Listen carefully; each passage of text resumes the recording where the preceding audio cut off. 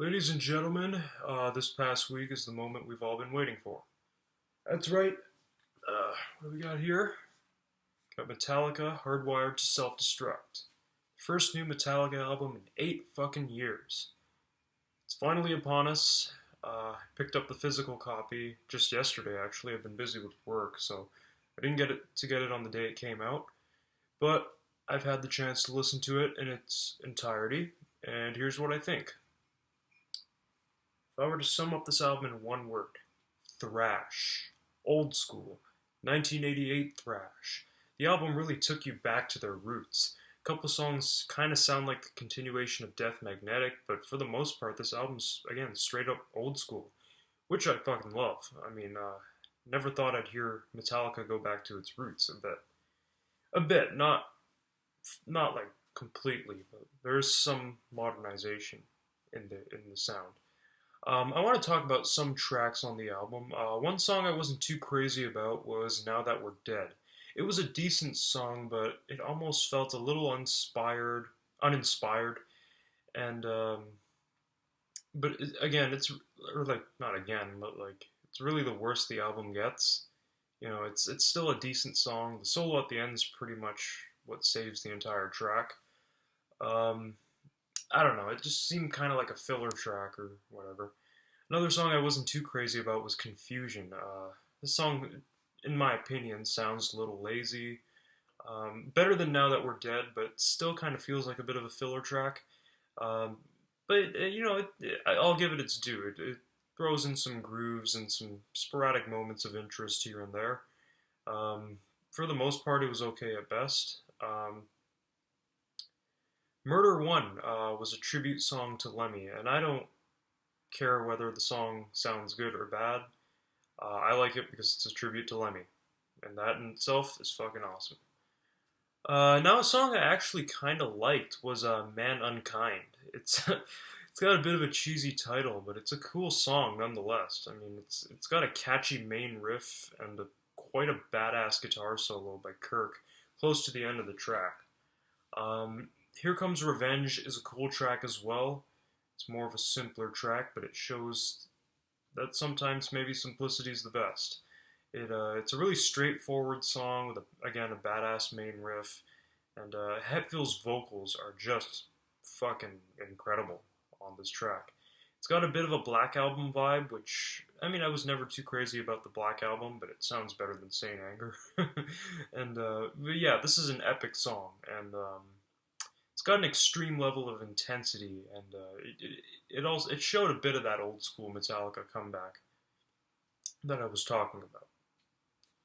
While Hetfield's vocals were fantastic on that track, I think his best vocal performance was on the song "Am I a Savage?" That song it's kind of bluesy, which is actually pretty cool.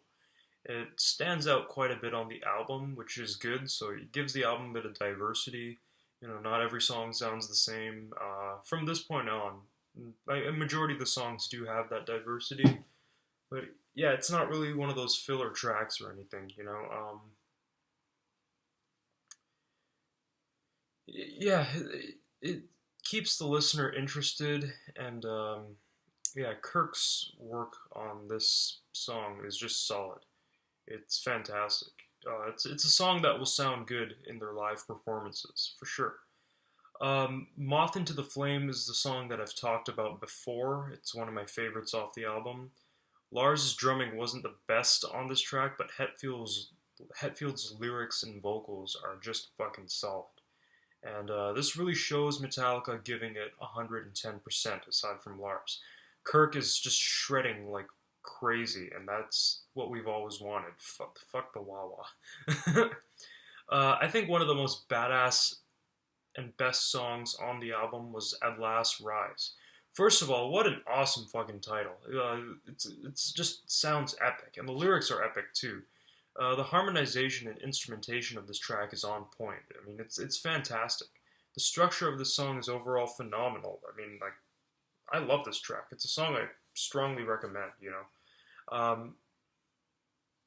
Now, when I talk about old school sound, the one song I have to point out is Dream No More, which is a really unique, aggressive track that kind of shows a bit of that old school Black Sabbath mood throughout the song. You can definitely hear the Black Sabbath influence in the song. Now, but one song on this album that I really consider to be the best was Spit Out the Bone. Holy shit. This is what I'm talking about when I say old school Metallica sound. You hear quite a Master of Puppets feel in this track. And Lars does such an awesome drum performance. It's phenomenal. You wouldn't believe that Lars is drumming on this track. It's that good.